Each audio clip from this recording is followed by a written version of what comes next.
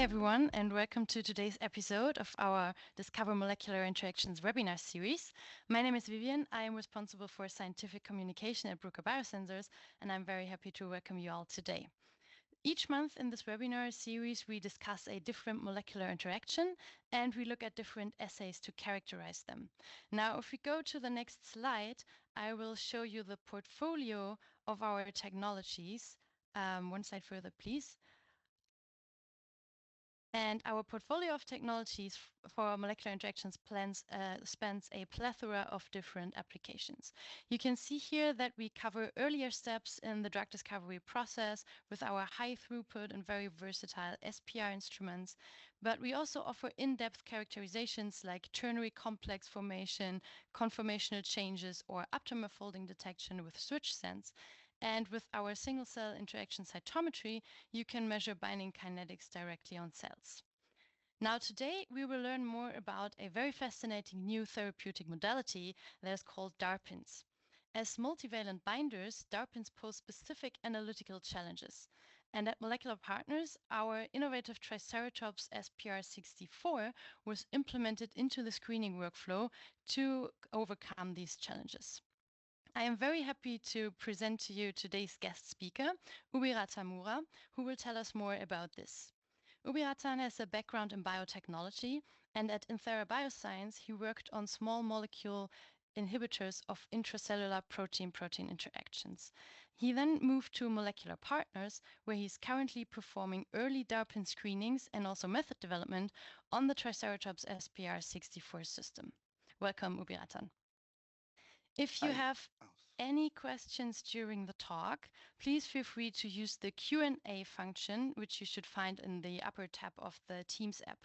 If you do not have the Q&A tab, please use the normal chat, or you can also raise your virtual hand at the end of the presentation, and I can unmute you, and you can talk to us directly. So now, without any further ado, I will hand over to you, and I'm looking forward to your talk. Thank you very much, Vivian. So I'm Ubiratan Moura. I'm at Molecular Partners, and I will present you how we implemented the SPR64 in our screening daily usage to screen our DARPins in the early development of our DARPins. So before I start with the SPR, I want to show you what are DARPins and for what we can use them. And for example, on the left side, you can see a target and DARPin bound together. This is a modality, and it's a new class of therapeutics. And DARPin is the acronym, and it stands for Designed Ankyrin Repeat Proteins.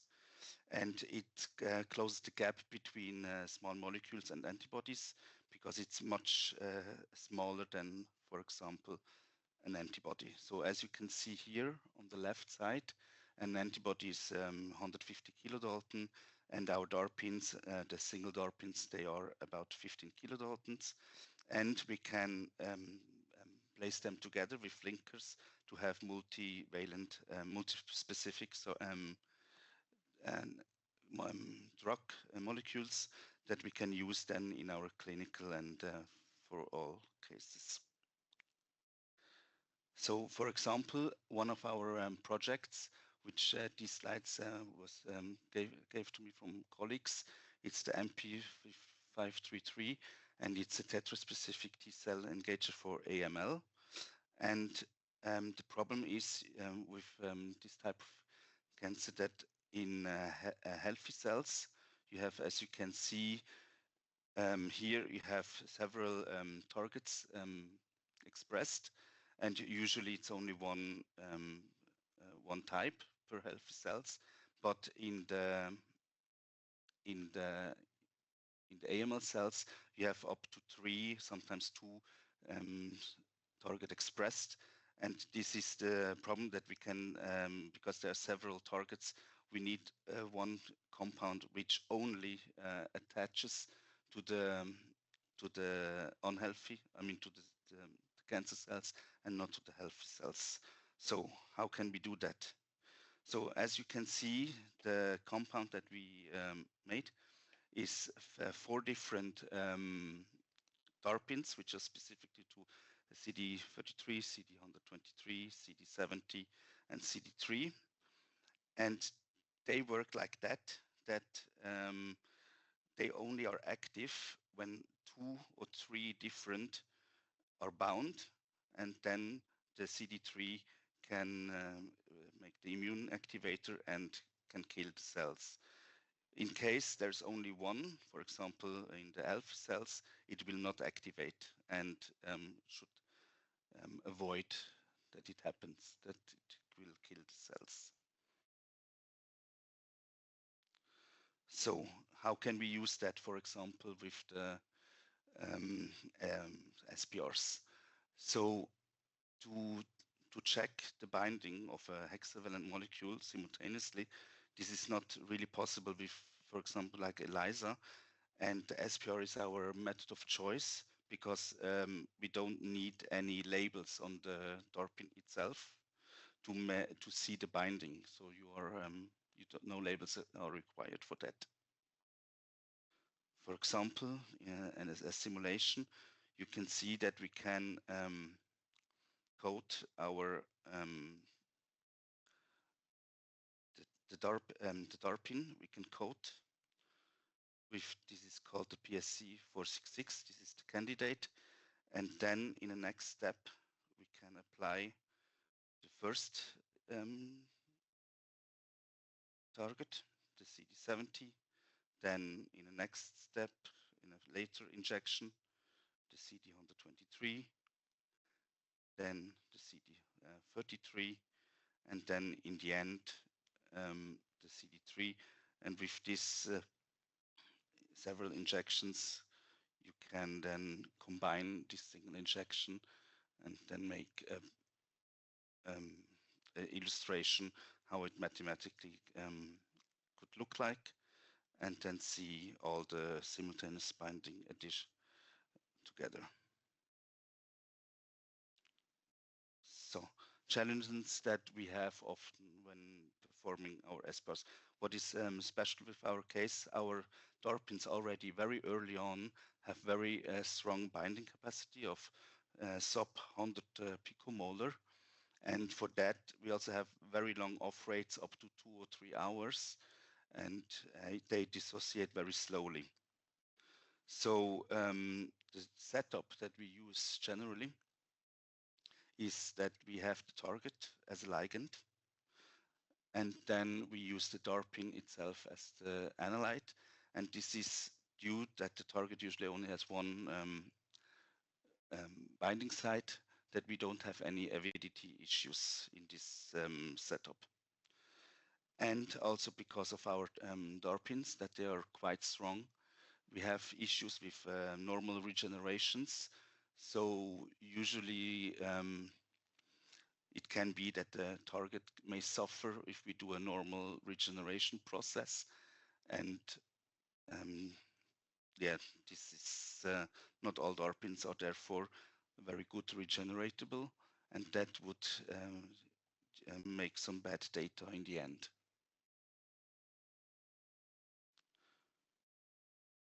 So how did we come up with the SPR64 in our case? So our first machine that we had was the protein from Bio-Rad. And this has a similar orientation that it can switch the chip, like in the SPR64. And then our first introduction with Bruker was the machine that we also have in-house, the SPR32. And it only has in one direction, and therefore we cannot use both for the same experiments. But now with the SPR64, which combines the positives of both, we can do everything that we were able to do with either other machine. So how does the Triceratops 64 look like from the autosampler part? So it has, as you can see here, 4 plates, and it has an 8 needle port. And this is with the 4 plate deck, it's extremely important for us because if we want to do some screenings, we have a lot of DARPins, sometimes up to 200.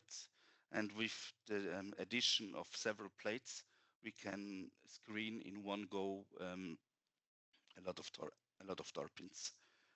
Because in our selections with the ribosome, we get a lot of up to more than 1,000 candidates. And with that technology, we can easily measure a lot of DARPins in SPR if it's needed. So how does the SPR sensor look like? As you can see on the left, there's an illustration how it looks like. And you can see that in the horizontal way, it has always in blue, you have some interspots, and in green is the sensor spots itself. The interspots are quite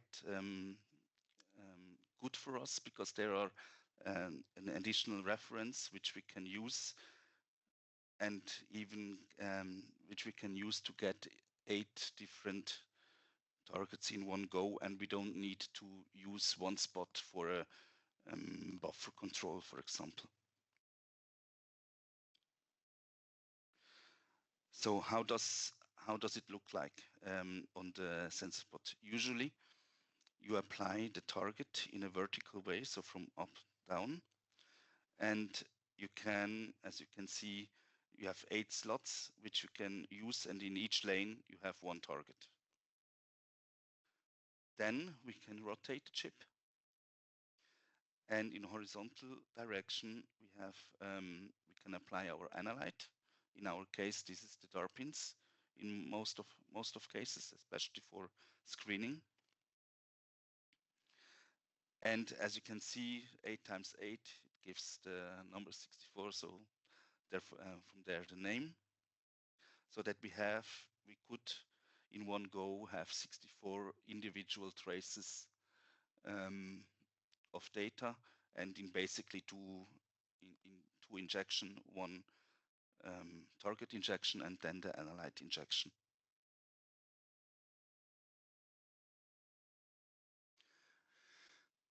Very commonly, to make some kinetics and titrations, for example, you have the single injection kinetics, which is shown in the upper part, where you apply in vertical direction the target, and then in horizontal you have the whole, as you can see, a titration in one injection, and you get the data set for the amount of targets which you coated. So for example, if you have 8 targets and you have one analyte, you can have 8 different titrations for this case.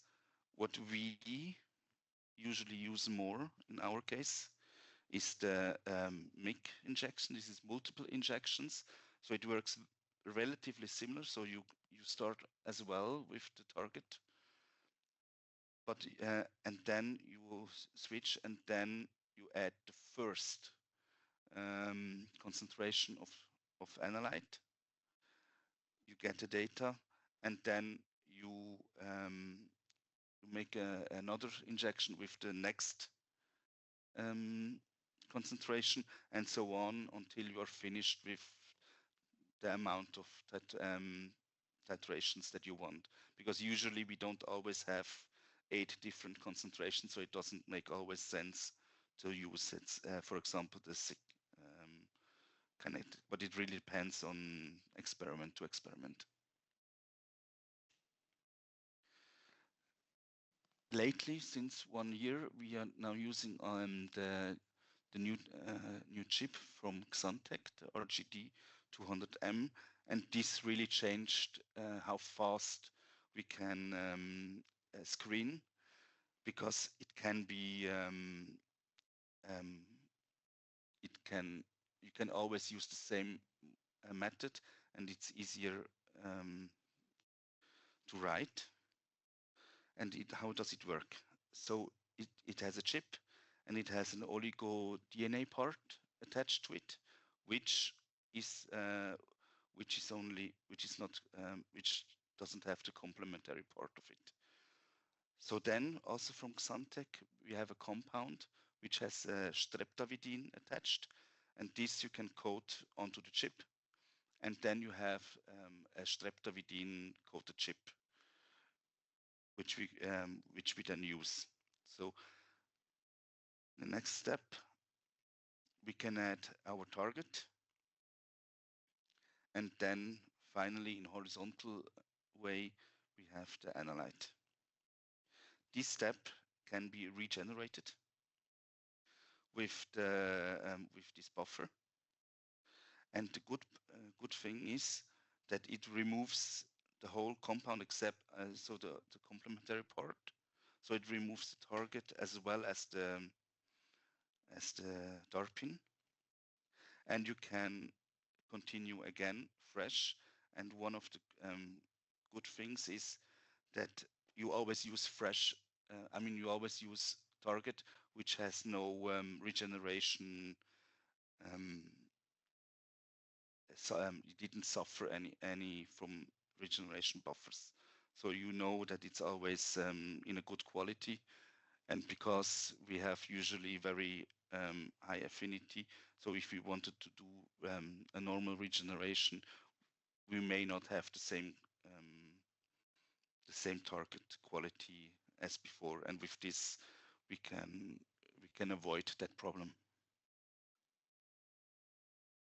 So how does it look like on the chip with this method? So as you can see on the right, we apply the streptavidin DNA conjugate in vertical direction. Then the biotin ligands. And yes, this is also important. This method specifically only works with, of course, biotin ligands, but historically, in our case, we usually always have it. We always use biotinate targets, so it came quite handy for us because we didn't have to change anything in our process for that. And then we changed the chip orientation and apply the analytes in the horizontal way. And then, of course, the surface regeneration, and then we can start from the beginning again. So, for example, we had several runs, and one of those runs were that we had 180 samples, so this is more or less 296 well plates, and we wanted to check 2 targets. So this alone already made like 360 individual traces, and below you can see the raw data, how it looks like in the analyzer. And I will go into more detail in the next slide. So this is, for example, one cycle, how it looks like, how the data looks like, and you can see here, for example, this is the streptavidin oligo conjugate, which you add. Then you add the target here. It will rotate. We usually always have a common injection with buffer before we apply our target. And then here in green, you can see the target as well as the dissociation curve. And in the end, in red, you can see the regeneration of the chip. So this is one cycle on one screen that you can see. Of course, the data will then, when you fit, will look. You will only look at this part. But just to show that everything is visible and can be seen in one go, that everything worked well. So how do we get the data out of it? With the analyzer, as I said, we have these 180 samples, 2 species, and this is just a small portion of it. We double reference it, and then we can fit the data. This is, of course, only a small amount of pictures that we got, and it will give you result part, if it's conform with the internal quality that the analyzer has. So usually when it's green, it's everything is in parameters. The very good part about the machine is that it's very easy to program, and also the sample prep is for our case very easy because it works with 96-well format, and all our screening plates, they're all already in 96-well. So in most of the cases, it's just diluting one same format into the deep well plate, which we use for the SPR, and it's very easy to prepare. So it's not a lot of handiwork, and also the programming is, once you have a method, you can make templates, and it's very easy. So in this case, in this experiment, we had, like, as I said, like 360 individual traces, and out of that we had over 300 with good affinity. There were in 2-digit nanomolar or 2-digit picomolar range, and in this case we also use 500 seconds off rate.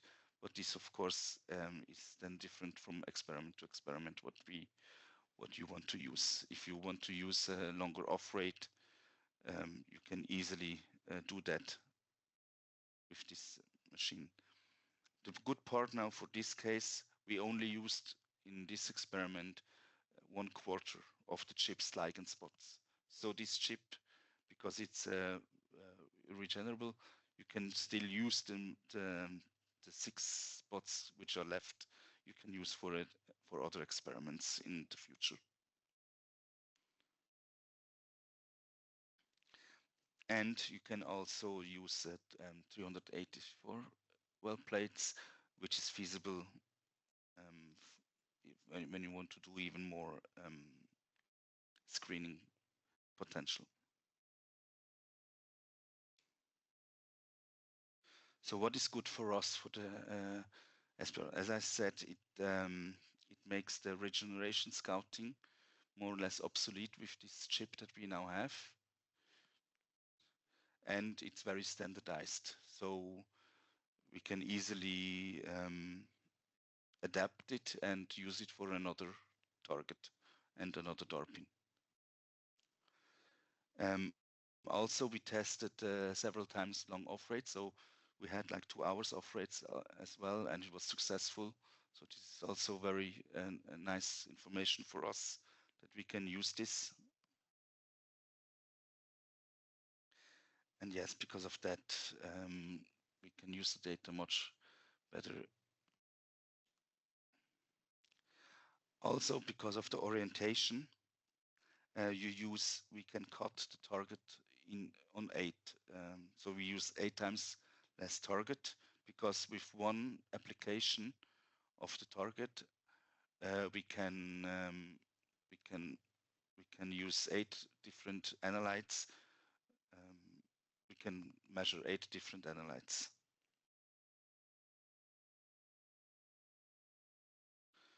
And in total, you can use 8 ligands and 8 analytes in one injection cycle. As I also mentioned before, the interspots is very good because we have like a free reference, so we can really use 8 targets, and we don't use up one for a buffer run. And also, because of the 4 plates that we have, we did like experiments which were run over weekend for 3 days without issue. So several times, usually my runs are like 30 hours and up to 3 days, and without any issues so far.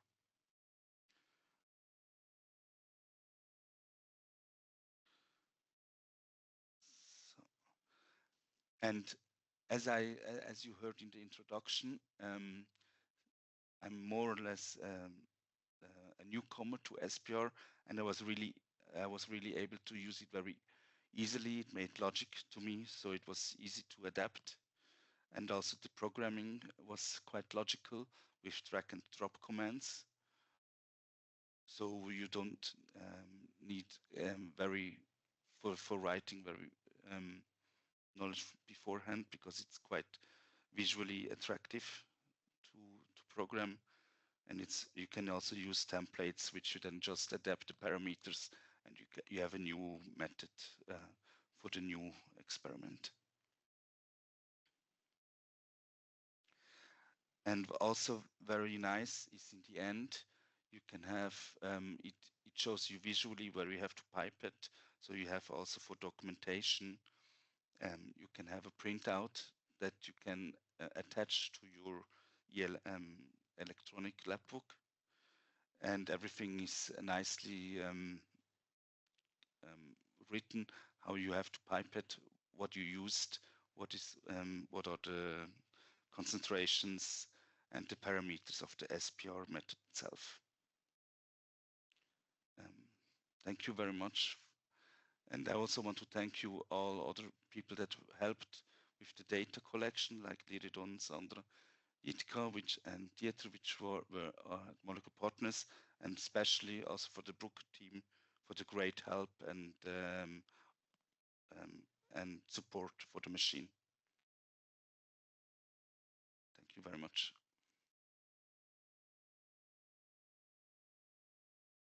Thank you very much for this great talk. Very interesting data. So the floor is open for your questions.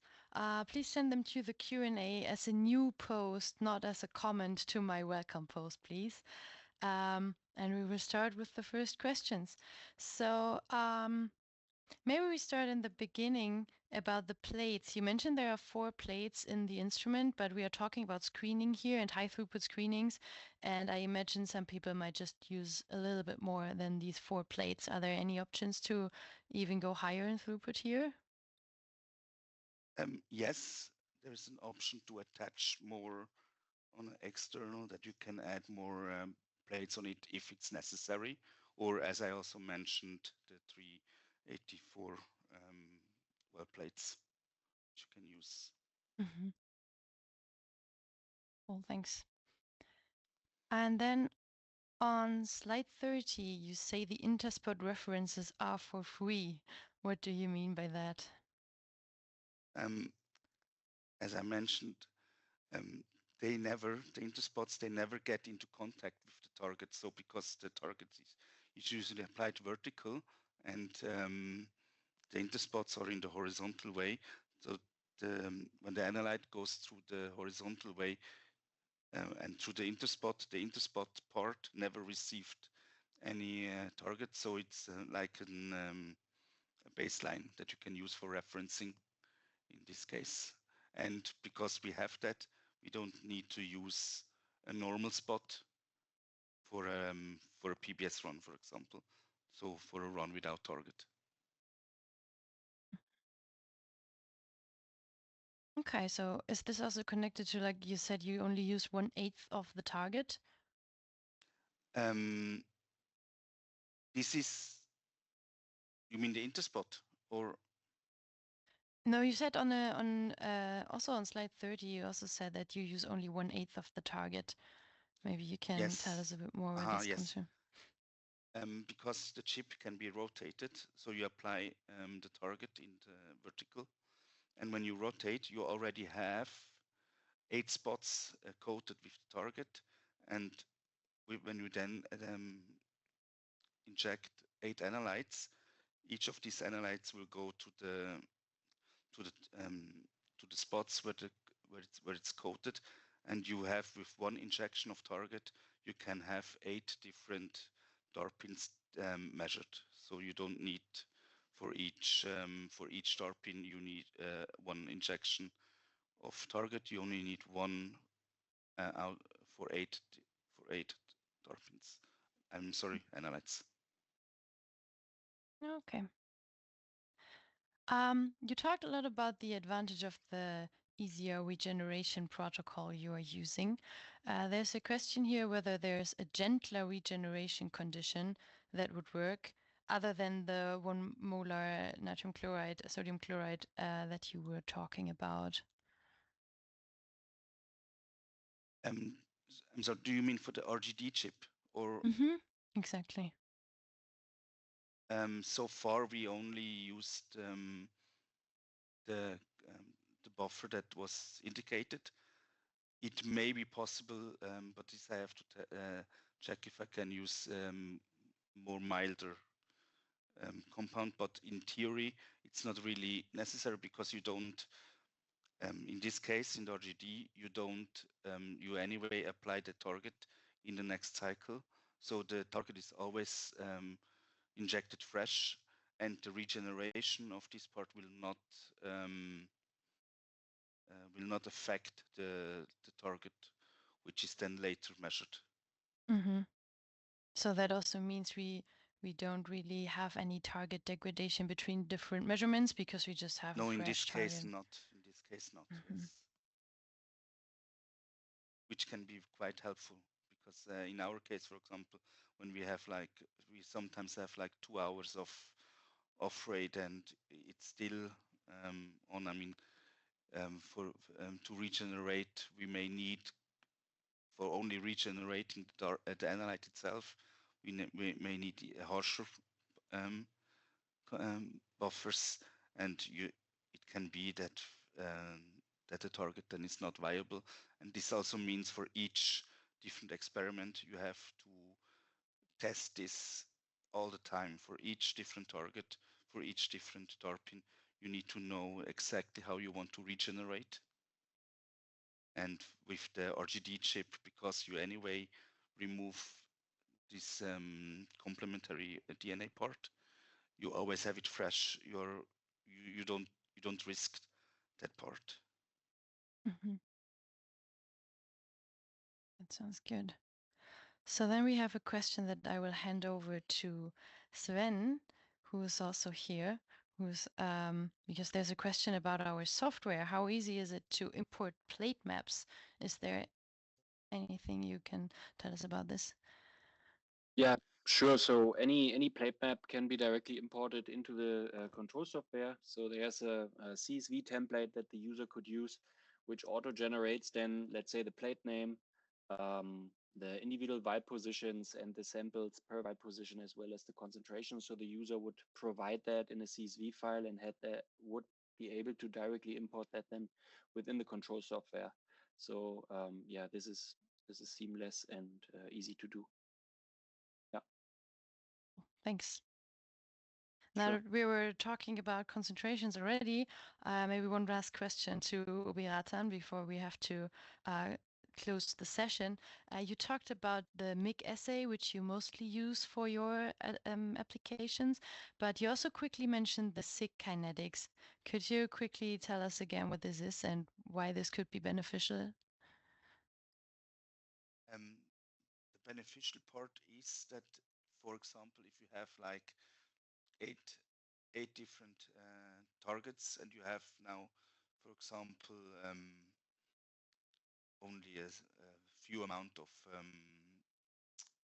analytes, you can have the whole titration in a single injection. From there is the name, single injection kinetics. The difference is to the MIG that you have all the different concentration applied in one injection. So let's say from 0 to 1000 nanomolar. So you have from up to down, you have all the analytes titrations in one injection. Okay, and I'm afraid we are already running out of time. Thank you all very much for joining today's webinar. Thank you again, Ubiratan, for sharing this screening data set with us today. And it has been a pleasure to have you as our guest speaker. In case we didn't manage to get to your questions, we will make sure that we will follow up on this by email and answer them separately after the webinar. If you come up with further questions afterwards, please feel free to reach out to us. You see the email address on the screen right now.